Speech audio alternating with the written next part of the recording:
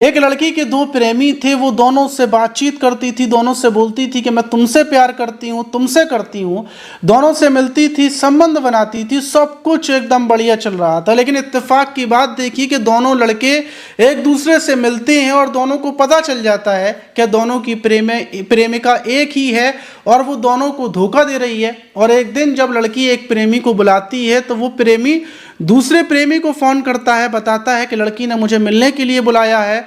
और फिर दोनों प्रेमी अपने अपने दोस्तों को बुलाते हैं, 3 दोस्तों को बुलाते हैं और पांचों मिलकर लड़की से मिलने के लिए पहुंच जाते हैं। और उसके बाद लड़की के साथ बारी बारी से ये लोग रेप करते हैं। वहां पर लड़की के साथ गैंगरेप किया जाता है, लड़की के खुद के घर में, और आखिर में उसके प्राइवेट पार्ट में रॉड डालकर उसके सर को ईंट से कुचल देती हैं और उसके बाद फरार हो जाते हैं।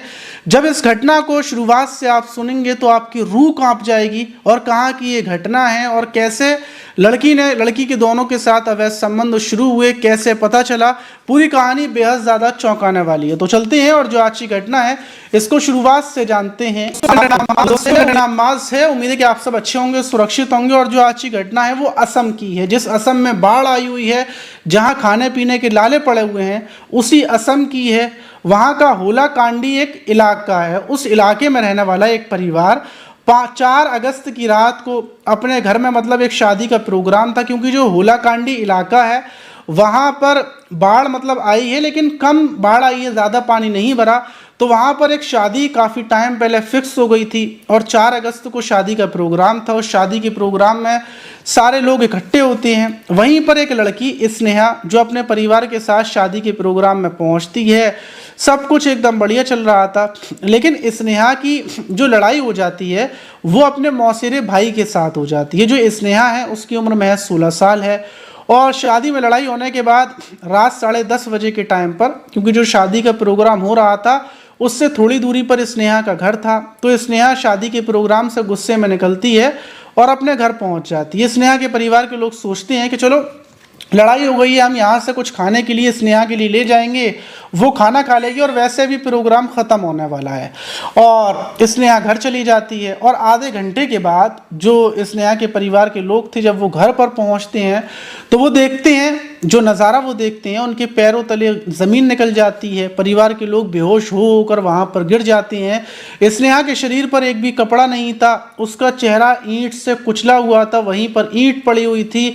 और प्राइवेट पार्ट में एक लोहे की जो मूसल होता है, जो कूटने वाला, वो प्राइवेट पार्ट में घुसा दिया था। स्नेहा की इतनी बुरी हालत थी, ऐसी लाश पड़ी हुई देखकर फौरन जो होलाकांडी थाना है, पुलिस को सूचना दी जाती है। मौके पर पुलिस पहुंचती है। परिवार वाले रोते रोते बार बार बेहोश हो रहे थे कि आखिर स्नेहा के साथ ये किसने किया।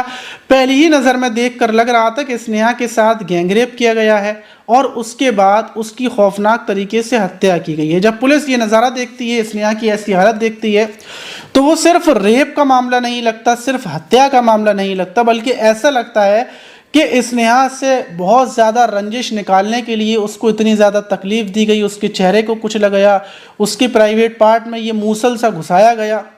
अब पुलिस कातिलों को ढूंढने में लग जाती है, मोहल्ले के सीसीटीवी कैमरास चेक करने में लगती है, लेकिन कोई कातिल नज़र नहीं आता। उसके बाद पुलिस स्नेहा के नंबर की जांच करना शुरू करती है कि लास्ट टाइम स्नेहा ने किसको कॉल की थी, किससे बातचीत की थी। जब पुलिस को पता चलता है तो उसमें नंबर निकलता है ब्राज दास का, जिसकी उम्र महज 18 साल थी। और एक और नंबर निकलता है मोनूज दास का। इन 2 लोगों के नंबर निकलते हैं और इन दोनों नंबरों पर स्नेहा की दिन दिन में कई बार कॉल होती थी। और उस रात मोनूज दास के पास भी स्नेहा ने कॉल किया था। दोनों को पुलिस उठा लेती है, दोनों लड़कों को।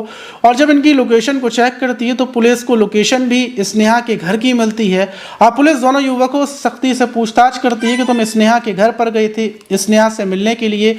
परिवार के लोग भी ये बताते हैं कि स्नेहा घर पर अकेली थी। तो पुलिस का पूरा शक था कि स्नेहा ने इन दोनों में से किसी एक प्रेमी को तो मिलने के लिए बुलाया होगा। जब पुलिस विराज से पूछती है, मनोज से पूछती है, तो दोनों बोलते हैं कि हाँ साहब, हम गए थे और हमने ही स्नेहा की हत्या की अपने दोस्तों के साथ मिलकर। हमने स्नेहा का गैंगरेप करवाया क्योंकि स्नेहा हम दोनों को पागल बना रही थी और इसलिए हमने हत्या कर दी। पुलिस हैरान हो जाती है जब पूरी कहानी शुरुआत से दोनों बताते हैं। पुलिस बल्कि 3 और आरोपियों को गिरफ्तार करती है, जिसमें एक का नाम अपू गलाकर, दूसरे का नाम जगदीश जिसकी उम्र 19 साल थी और एक राहुल जो नाबालिग है जिसकी उम्र लगभग 16-17 साल है।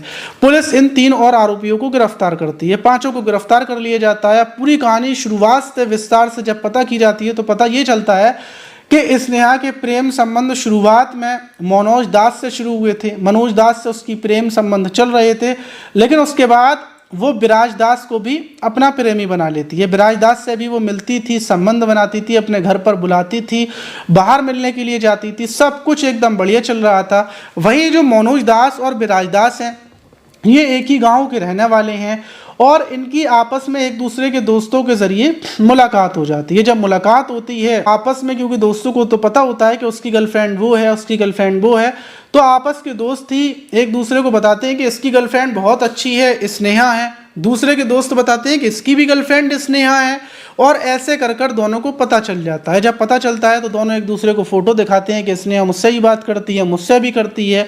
अब इसमें जो मनोज था उसका दोस्त ये राहुल था जो छोटी उम्र का था, और ये विराजदास का दोस्त अबू और जगदीश, ये दोनों दोस्त थे। अब इन 5 को जब पता चलती है तो इन लोगों का दिमाग खराब हो जाता है। दोनों प्रेमियों को ऐसा लगता है कि स्नेहा ने मुझे धोखा दिया, मुझे धोखा दिया, मतलब दोनों को ही ये लगता है।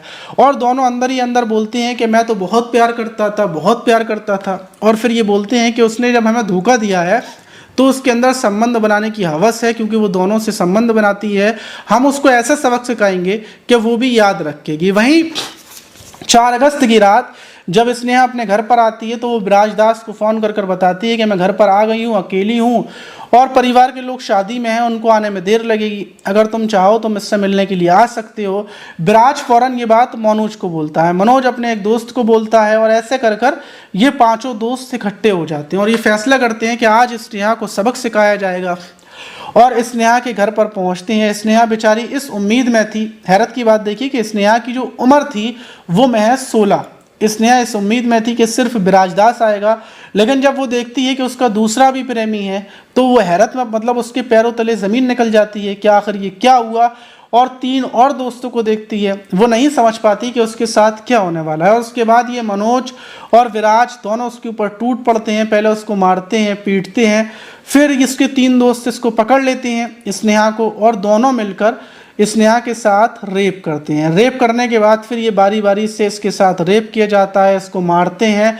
और जब स्नेहा के साथ 5 लोग बारी बारी से रेप करते हैं, उसकी हालत ख़राब हो जाती है, तो ये जो मनोज दास था ये किचन के अंदर से मूसल लेकर आता है और वो स्नेहा के प्राइवेट पार्ट में घुसा देता है। जब स्नेहा चीखती है तो विराज दास ईंट उठाता है और स्नेहा के सर को कुचल डालता है और उसके बाद ये फरार हो जाते हैं। वहीं ये कहानी जब पुलिस को पता चलती है, परिवार के लोगों को पता चलती है, तो परिवार के लोग गांव के लोगों को लेकर रोड को जाम कर देते हैं और ये मांग करते हैं कि इन 5 आरोपियों को फांसी की सज़ा मिलनी चाहिए, कड़ी से कड़ी सज़ा मिलनी चाहिए। वहीं पुलिस पहुंचती है, गांव के लोगों को समझाती है, बोलती है कि इनके ऊपर कड़ी से कड़ी धाराएं लगाएंगे, क्योंकि इन लोगों ने जिस घटना को अंजाम दिया है वो बहुत ज़्यादा खौफनाक घटना है, इनको बख्शने का तो कोई सवाल ही नहीं बचता। ऐसे कर कर पुलिस परिवार के लोगों को यकीन दिलाती है, फिर जाम खुलता है। लेकिन इस घटना को जिसने भी सुना उसके रोंगटे खड़े हो गए। और ये घटना मैंने आपको बताई, ये बताने का मेरा मकसद ये था कि अगर आप किसी के साथ प्रेम संबंध में हैं, चाहे आप लड़का हैं लड़की हैं, तो सिर्फ एक इंसान से रखें। अगर आप अलग अलग लोगों से रखेंगे तो आपके साथ कुछ भी हो सकता है। अब देखिए स्नेहा के प्रेम संबंध विराज के साथ बढ़िया चल रहे थे, मनोज के साथ बढ़िया चल रहे थे, लेकिन जब खुलासा हुआ तो तांडव सा हो गया। अब आप इस घटना पर क्या बोलना चाहेंगे कि इन आरोपियों को क्या सज़ा मिलनी चाहिए, कमेंट बॉक्स में ज़रूर बताइएगा। और दूसरी बात कि जो स्नेहा थी उसके परिवार वालों को भी स्नेहा के फ़ोन को चेक करना था कि वो किससे बात करती है, किसके कांटेक्ट में है, किससे मिलती है। अगर वो लोग भी नज़र रखते तो शायद ये घटना ना होती। आप इस घटना पर क्या बोलेंगे कमेंट बॉक्स में ज़रूर बताइएगा। और दूसरी बात कि मैं आप लोगों के कमेंट्स इस वीडियो में नहीं पढ़ पा रहा हूँ, क्योंकि आज हमने कुछ गरीब छोटे छोटे बच्चे हैं, उनका मन था बिरयानी खाने का, तो उनके लिए हमने बिरयानी बनवाई है और बिरयानी बस बन चुकी है, तो बांटने के लिए जाना है। तो आप लोगों से माफ़ी चाहूँगा, कल जो वीडियो आएगी उसमें आप सारे लोगों के नाम को मैं लूँगा, आपके कमेंट्स को पढ़ूंगा जो आपने पिछली वीडियो में किए थे। आप मेरे चैनल को सब्सक्राइब फॉलो ज़रूर कीजिएगा और अपना नाम कमेंट बॉक्स में ज़रूर लिखिए। मिलते हैं किसी और वीडियो में, जब तक के लिए अपना